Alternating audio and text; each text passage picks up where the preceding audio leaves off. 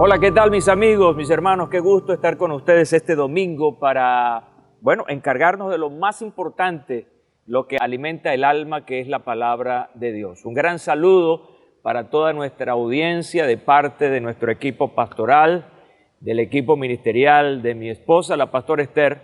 Estamos contentos de poder compartir con ustedes este maravilloso domingo.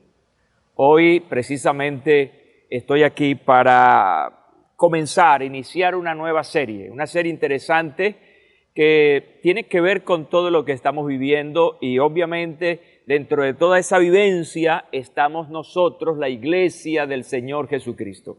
Así que la pregunta que me he planteado para iniciar esta serie es: ¿iglesia en cuarentena? Una gran pregunta, ¿cierto?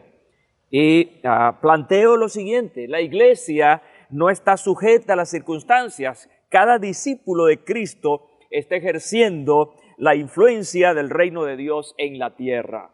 Y esta es una respuesta muy clara y contundente, porque lo que yo he estado observando ciertamente es una movilización importante de la iglesia del Señor, aun cuando no está reuniéndose en sus templos como habitualmente lo hacemos.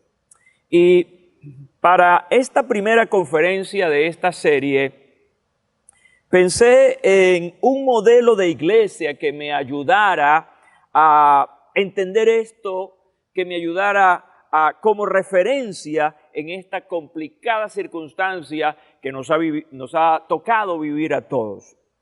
De manera que titulé esta conferencia para este domingo: ¿cuál iglesia imitar?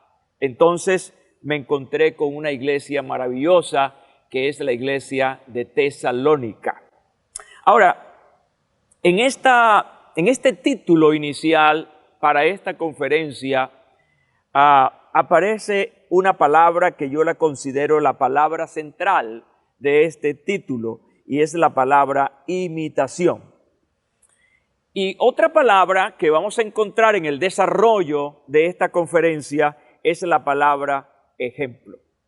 De manera pues que la palabra ejemplo viene del griego tupos, que denota en primer lugar un golpe fuerte, impresión, la marca de un golpe, la impresión de un sello y la estampa hecha por un molde. Así denota esta palabra en su original. La segunda palabra que voy a usar reiteradamente en esta conferencia es la palabra imitación, del verbo mimeomai, que se traduce como mímica o actuación. Se usa siempre en exhortaciones y siempre en el tiempo continuo, lo que nos sugiere una idea interesante de un hábito o una práctica constante.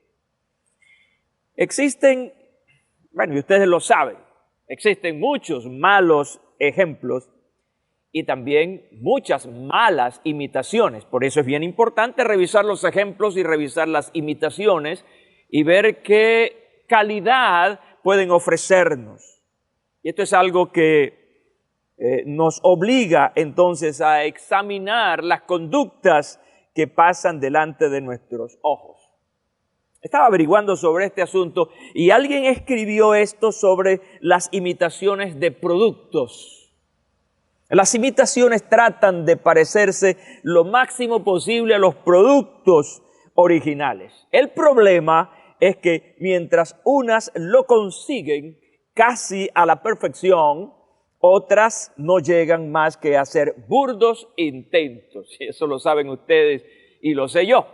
Por eso la importancia de la revisión de los ejemplos y de aquello que trata de imitar algo. Nosotros somos una iglesia y como tal debemos imitar, buscar las referencias de aquellas iglesias que posean un buen ejemplo.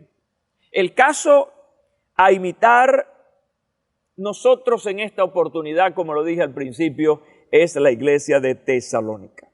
Esta es la razón por la que hoy les hablaré de cuál iglesia imitar. Buscar entre todas esas referencias neotestamentarias de esas iglesias primigenias, ¿cuál de ellas puede ayudarnos a vivir y a entender y el comportamiento o la conducta que debemos asumir frente a la circunstancia presente?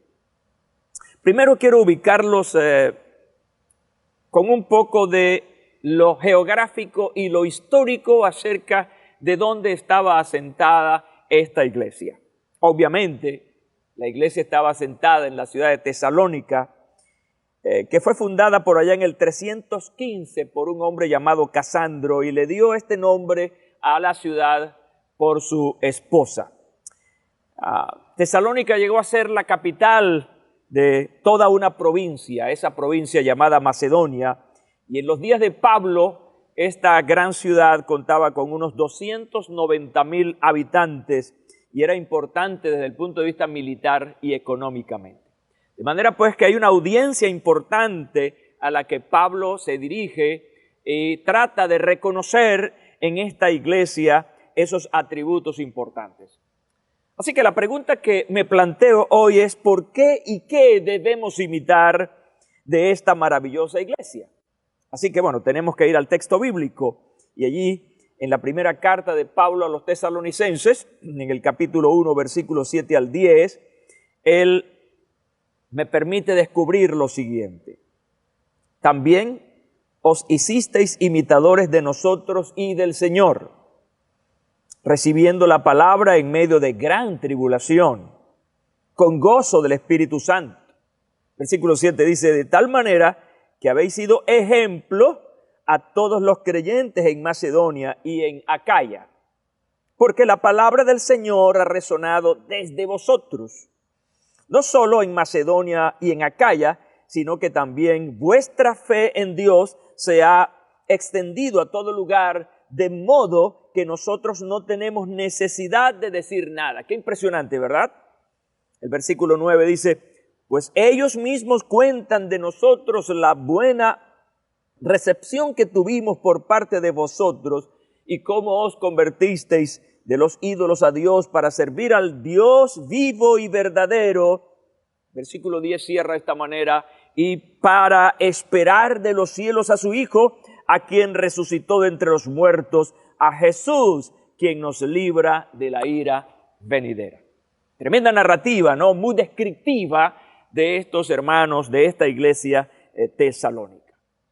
Fíjense que lo primero que yo debo compartirles a ustedes, tomando en cuenta esta palabra, es el reconocimiento que el apóstol Pablo está haciendo. Nada menos y nada más que el gran apóstol Pablo está reconociendo el ejemplo de esta maravillosa iglesia.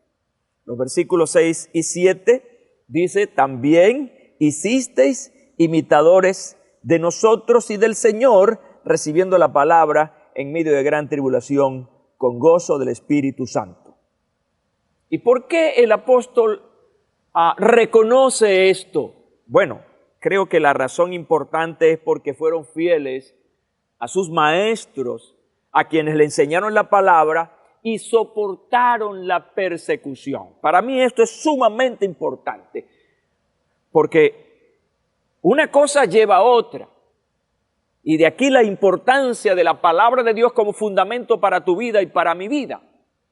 Lo primero que Pablo está viendo aquí en estos hermanos es que ellos escucharon la palabra de sus maestros, pero no solamente fueron escuchas, fueron personas que le dieron vida a esa enseñanza, a esa palabra en su conducta cotidiana.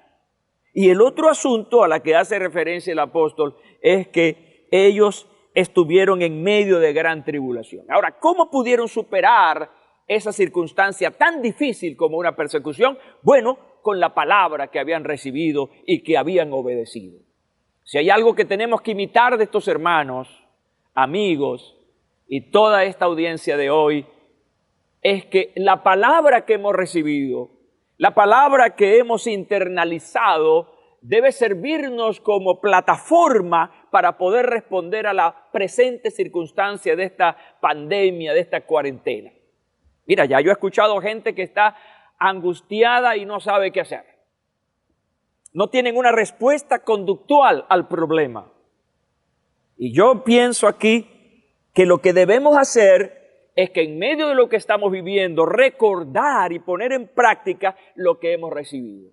Y aquí quiero hablarles muy puntualmente a los epistas. En este auditorio y en nuestro otro auditorio de la sede sur, siempre he dicho que estos lugares, estas sedes, se convierten en gimnasio donde venimos a ejercitarnos para la vida, siempre lo digo, porque al salir por esas puertas vas a enfrentar la realidad de un mundo convulsionado, un mundo que te oprime, pero lo que has aprendido y lo que has recibido aquí te servirá como respuesta para esas situaciones verdaderamente complicadas. Ahora entonces, ¿qué es lo que tenemos que hacer? Saca lo que has recibido, pon en práctica lo que has aprendido de la palabra del Señor. Este es el momento de saber cuánto sabes, cuánto has aprendido para dar respuesta a esta presente circunstancia. Ahora fíjense que este testimonio, esta vida de estos hermanos tesalonicenses fue tan impactante, tan contundente, que llegó hasta otros creyentes, llegó a otras personas, más allá de su localidad, a toda una provincia. El testimonio de los hermanos de Tesalónica llegó e impactó. Y voy citando la palabra del Señor para estar dentro del contexto bíblico. Y dice el versículo 7, de tal manera que habéis sido ejemplo a todos los creyentes en Macedonia y en Acaya, pues ellos mismos cuentan de nosotros la buena recepción que tuvimos por parte de vosotros. Y fíjense, esto es conversión. ¿Y cómo os convertisteis de los ídolos a Dios para servir al Dios vivo y verdadero? ¿Saben qué nombre le pongo yo a esta iglesia tesalónica? La coloco en el título gigante de una iglesia relevante, una iglesia de influencia, una iglesia que no pudo pasar desapercibida, una iglesia que tocó a su comunidad y más allá de su comunidad. Obviamente que el apóstol es muy claro al decir algunos aspectos importantes aquí sobre esta congregación. Había tocado el corazón de la gente. ¿Y por qué? Por su testimonio. Su testimonio se convirtió en un gran ejemplo, en una gran referencia. La gente comenzó a preguntarse, ¿y quiénes son estos? ¿Qué tienen esta gente que les hace ser tan fuertes en medio de esta situación de persecución? ¿Y cómo es posible que ellos puedan seguir hablando de ese Jesús y sigan hablando del cristianismo? Bueno, sencillamente ellos habían internalizado una palabra la cual se estaba convirtiendo o se convirtió en una conducta loable, como lo hace y lo dice el apóstol Pablo en este escrito. ¿Qué pregunta tenemos que hacernos ahora? Y es la pregunta que los pastores, los líderes de la iglesia, los ministros de la iglesia debemos preguntarnos. Hoy vamos a hacernos esta pregunta personal. En medio de esta pandemia, en medio de esta cuarentena, ¿es tu iglesia una iglesia relevante? ¿Está dando respuestas tu iglesia, tu congregación? ¿Estamos los creyentes dando respuesta a la gente que nos rodea en medio de esta circunstancia? Es una pregunta que nos debe llevar a la reflexión. Yo estoy seguro que a muchos colegas, a muchos pastores, les pasa lo que me ha pasado a mí. ¿Cómo hacer en medio de esta situación? ¿Cómo responder en medio de esta situación? Por eso, la pregunta importante que rige esta serie: ¿está la iglesia en cuarentena? ¿Estamos nosotros también encerrados y no estamos haciendo nada? ¿Cómo hacer en medio de esta situación para que nuestra iglesia, nuestra congregación siga siendo una iglesia relevante? Importantísimo, ¿verdad? Debo decirte que a las iglesias no las hacen los templos. Y quiero que te fijes esta máxima en tu corazón. A una iglesia no la hace su templo, por muy bonito y adornado que sea, por muy buena ubicación geográfica que tenga en la ciudad, a una iglesia no la hace el templo. ¿Por qué? Bueno, porque la iglesia es cada uno de nosotros. Realmente a la iglesia la hacemos nosotros. Somos esa imagen, somos ese mensaje vivo, cotidiano acerca de Jesús. Cada cristiano en el lugar donde esté, escuchen bien, debe ser relevante. Cada vida de un hijo, de una hija de Dios, en cualquier lugar que se encuentre, debe ser relevante, debe ser influyente. Me angustia saber que en medio de esto hayan cristianos evangélicos usando un lenguaje de queja, de dolor, de ansiedad, de angustia. No puede un cristiano usando este lenguaje y esta actitud influenciar a otros. Lo que hace es contribuir con el caos, contribuir con la tristeza y con la angustia de las personas. De manera que una iglesia es relevante, se hace relevante cuando en cualquier lugar que estés, hermano o hermana, tú estás ofreciendo opciones, no solamente en palabras, sino en conducta.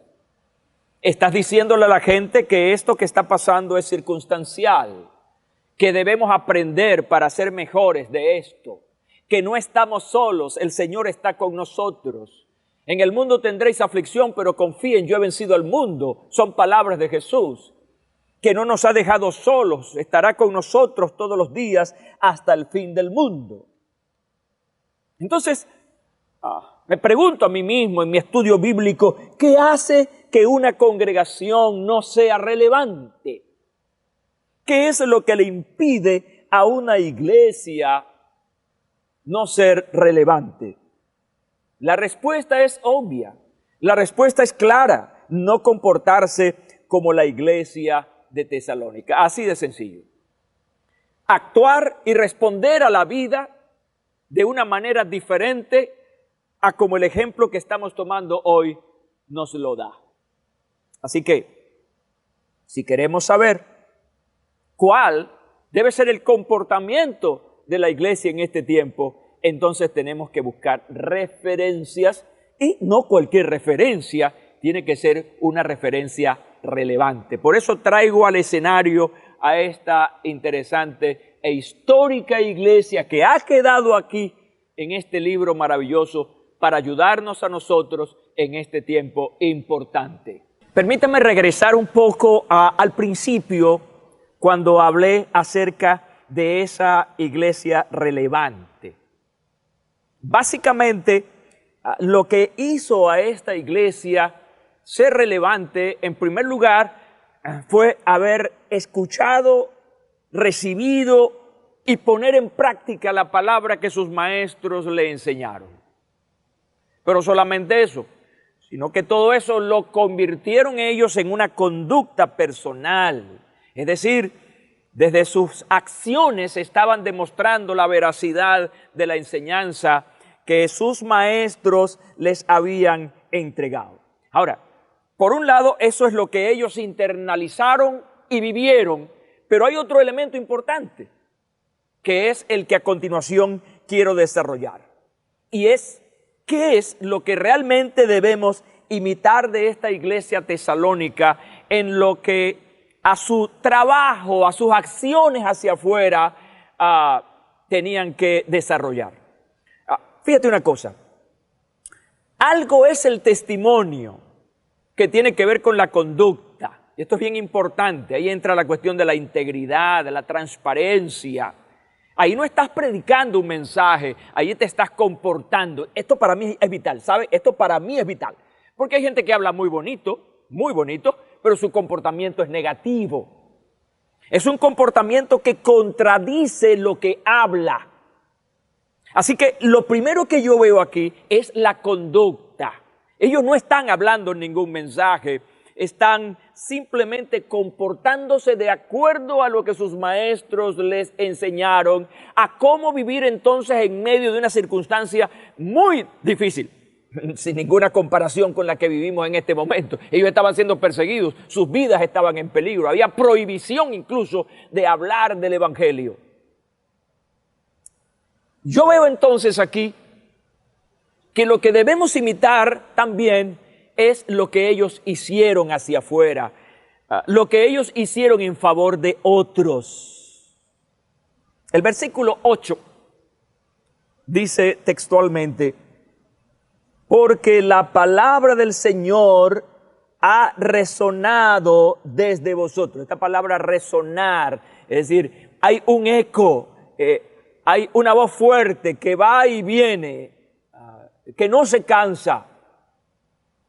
No solo en Macedonia y Acaya, sino también vuestra fe en Dios se ha extendido a todo lugar, de modo que nosotros no tenemos necesidad de decir nada. Qué interesante, qué bueno saber que esta iglesia, escucha bien, esta iglesia en medio de una difícil situación que la llamamos persecución, y los que hemos leído y estudiado algo acerca de la historia de la iglesia y las persecuciones imperiales, sabemos que era algo bastante cruel y difícil.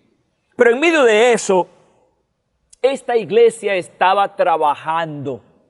Esta iglesia estaba desarrollando lo que nosotros llamamos un trabajo evangelístico. Y el trabajo evangelístico tiene que ver con la proclamación del mensaje, dar las buenas nuevas, que es realmente el evangelio de Jesucristo. Y ellos fueron verdaderamente activos y constantes en esto de hablar la palabra del Señor, divulgar la palabra del Señor. Saben, mis estimados oyentes, mi gente que me está siguiendo en este momento, y otros que tendrán la opción de ver este mensaje posteriormente, ¿sabes cuánta gente está necesitada de escuchar algo diferente a lo que comúnmente se está escuchando ahora mismo? Muchas personas. En este momento, por ejemplo, en Venezuela, hay una confusión tan tremenda con los hechos que acontecen día a día, porque la situación venezolana es multiforme. Tenemos diferentes tipos de problemas ideológicos, políticos, económicos, escasez, migración y ahora pues indudablemente el COVID-19. Así que tenemos una cuestión muy amplia, un espectro amplio de situaciones adversas. Entonces, ¿qué es lo que habla la gente? De todo ese espectro. Y eso va minando la mente de las personas, de manera que piensan solamente eso, y allí es cuando se activan las emociones negativas. El temor, la ansiedad. Mira, he hablado por lo menos con 3 hombres en los últimos 2, 3 días, 4 días, hombres, que están angustiados, que no saben qué hacer, porque no están produciendo. Y por naturaleza los hombres somos proveedores, y cuando no proveemos para nuestra familia, comenzamos a sentir vergüenza y preocupación.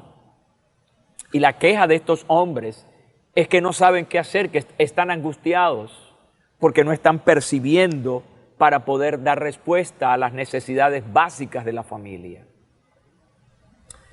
Entonces, en estas conversaciones con estas personas, 2 de ellas no creyentes, yo no podía sumarme a la queja. Esas personas necesitaban escuchar algo distinto. Y no solamente filosofía, psicología, no, necesitaba saber más acerca de algo que realmente pudiera nutrir su emoción positiva para combatir la negativa. Esperanza. Sería maravilloso que la gente escuchara acerca de eso. Ahora, ¿sabes cuánto más impacta el mensaje?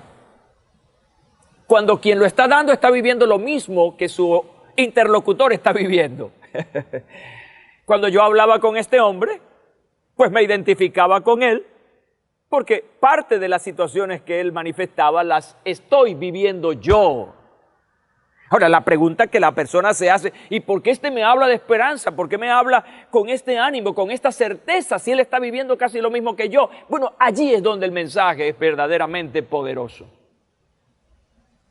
Y ese mensaje lo tienes tú, ¿sabes? Esa palabra la tienes tú. Y no solamente la palabra, tienes al Señor de la palabra, que es Jesús. Tienes al Espíritu Santo en tu corazón. Por lo tanto, tienes, voy a usar una palabra que todos la puedan manejar, tienes esa energía, tienes esa capacidad para estar en una situación adversa por encima de ella. Y eso te da una gran autoridad moral y espiritual para hablarle a otro. Así que mi consejo para ti es que imites a estos hermanos. Hay que imitar a los hermanos tesalonicenses. ¿En qué sentido? Ellos estaban viviendo situaciones difíciles, pero a pesar de eso, estaban hablando de Cristo. Estaban hablando de esperanza. Estaban hablando de que esa situación es una situación pasajera. Vendrán nuevos momentos, de manera que no entres en derrota. Y así se divulga la palabra del Señor. La iglesia, escucha bien, mi tesis en esta serie es, ¿está la iglesia en cuarentena? Si la iglesia está en cuarentena, escucha bien, la iglesia está inactiva, no está haciendo nada. Es como una empresa que se ha cerrado, ha dejado de producir porque está en cuarentena sus empleados, sus obreros. Así que no hay producción. Y yo creo que la iglesia, que eres tú, que soy yo, que somos un conjunto de individuos, no estamos en cuarentena. Los templos están cerrados, no tenemos reuniones. Eso no significa que la iglesia está cerrada. El templo está cerrado, pero la iglesia está activa. Bendito sea el nombre del Señor. Yo lo estoy creyendo y creo que tú estás diciendo amén allí conmigo, pero tú estás activo porque tú tienes al Señor. Ahora, si estás activo, ¿en qué consiste esa actividad? Habla la palabra del Señor. Comparte la palabra del Señor. En tu casa, con tus familiares no creyentes, en una fila para comprar algo, es una oportunidad, es una ocasión para hablar de Jesucristo y para hablar de esperanza, para hablar del Cristo poderoso que cambia las circunstancias, aun cuando afuera esté todo oscuro, dentro de ti habrá la luz de Jesucristo, bendito sea su nombre para siempre. Pero ¿qué otro aspecto es digno de imitar, de hacer hacia afuera? Que me conecte con otros individuos. Este versículo habla, sino que vuestra fe en Dios se ha extendido a todo lugar. Y yo voy a especular aquí un poco acerca de la palabra fe, porque tiene varias connotaciones en la Biblia, especialmente en el Nuevo Testamento. Aquí está hablando de su fe en Dios. Y yo creo que esto tiene que ver con su manera de creer en Dios. Que fundamentalmente esa manera de creer en Dios, por lo que uno puede ver en el contexto y en la historia de esta iglesia, tiene dos características importantes. La fe en Dios de esta iglesia, su manera de creer en Dios de esta iglesia era con firmeza, con fidelidad. Estas dos palabras son importantes, ¿sabe? Son diferentes, firmeza y fidelidad. La firmeza tiene que ver con esa fuerza con la que tú manifiestas lo que crees. Es una persona que tiene convicciones. Y las convicciones no se negocian. Las convicciones no entran en el juego de sí o no. No hay tonos grises en las convicciones. Por la convicción la gente muere, entrega su vida. Por las convicciones una persona se mantiene. Y yo creo que la convicción de esta iglesia estuvo demostrada en todo eso que le estaba ocurriendo.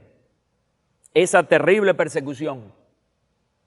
Toda la gente que sabía de esa situación pudieron ver en estas personas un gran ejemplo. Esta gente verdaderamente es firme.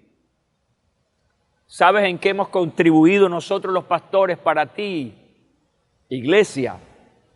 En ayudarte a establecer, a crear convicciones. Hemos enseñado la palabra de Dios. Hemos enseñado los valores de Dios. Hemos enseñado las promesas de Dios para ti. Yo particularmente, José Hernández, quien te habla hoy, yo me siento seguro de lo que he hablado y lo que he enseñado, en la manera como he contribuido para que cientos de miles de personas en todos estos más de 40 años predicando el Evangelio tengan una palabra sana, firme de parte de Dios. Ahora, todo depende de ti, de cómo manejar esas convicciones. No te dejes mover y mantente firme. Pero otra palabra aquí es fidelidad, que yo creo que tiene que ver con todo esto. Es el resultado de las convicciones. Escucha bien. La fidelidad es el resultado de las convicciones. Una persona sin convicción no puede ser fiel. No tiene la capacidad. Por eso yo decía en estos días, conversando en una videoconferencia, que este es el momento de saber quiénes son los genuinos cristianos, los verdaderos. Este es el momento. De manera pues que cuando tenemos estas convicciones, que las estoy manejando dentro de ese criterio de vuestra fe en Dios se ha extendido, entonces es cuando verdaderamente estamos dando relevancia a la iglesia del Señor. Quiero terminar con una iglesia, escuchen bien, una iglesia que se mantiene dentro de este parámetro,